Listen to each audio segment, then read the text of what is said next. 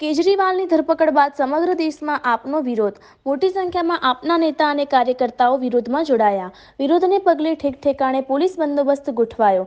પોલીસના ઉચ્ચ અધિકારીઓ વિરોધ પ્રદર્શનની જગ્યાએ પહોંચ્યા.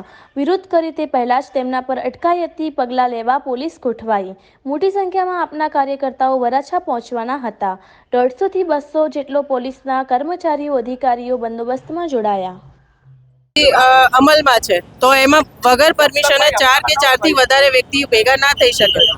તો આજે જે છે આ વિરોધ પ્રદર્શન માટે જે આપના સમર્થકો હતા એ લોકોએ કોઈ પરમિશન લીધી નહોતી અત્રેથી અને અહીંયા વિરોધ પ્રદર્શન કરવા ઊભા થયા હતા. તો ભેગા થયા હતા તો તમામને ડિટેન કર્યા છે અને એમને પોલીસ સ્ટેશન લેવામાં આવ્યા છે, લઈ જવામાં આવ્યા છે અને એમની પર કાયદેસર કાર્યવાહી કરવામાં આવનાર છે. 20 લોકોને અટકાયા છે, 20 લોકોને પકડ્યા અને લઈ ગયા છીએ. ના, કોઈ પરમિશન લેવામાં આવી નથી.